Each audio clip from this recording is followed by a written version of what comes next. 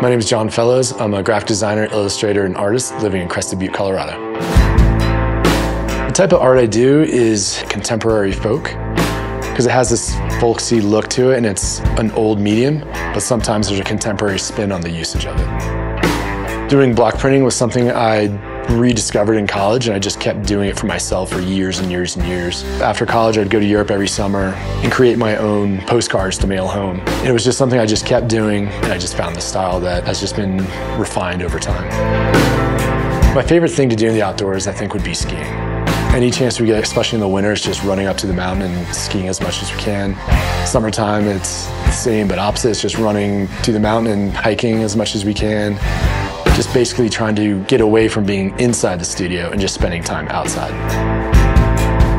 Today, Hydro Flask has asked me to translate my artwork to drawing on bottles.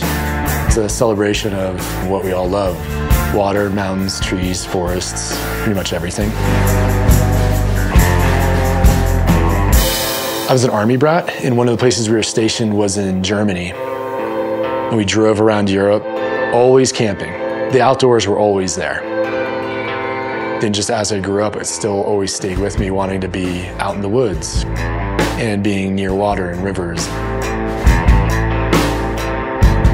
Then eventually making the move to out west Colorado, when you have big mountains, it's like you can just get deeper. You can get out of cell service really quick. You know, you stop checking your phone. All of a sudden, ideas could pop in your head. It really does inspire me to want to make something.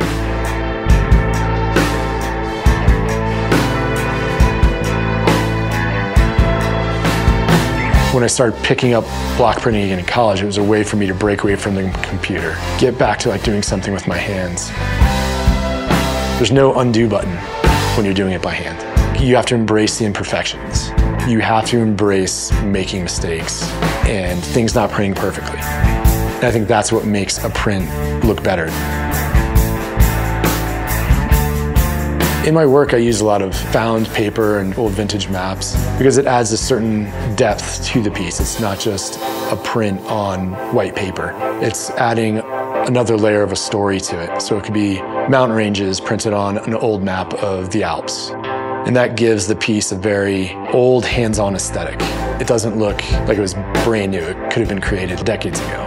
And I think some of the best things about these found materials are they have been used, they've been aged, they've sat in the sun, they're stained with salt water and mildew, are torn. People have circled their camps on them, have drawn their hiking paths on where they've gone, they've written notes about where they've seen herds of elk. And I think including that into some of the works just really adds some incredible depth to a piece. That thing has had a life before, and it's been given a new life in this piece of art.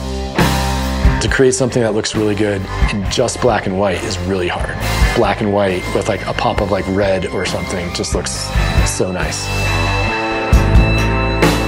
Somebody telling me it's their first piece of art they've ever bought. They've never really been into art or anything, except they all of a sudden saw this one piece and it's changed their mind about things. It's just pretty amazing.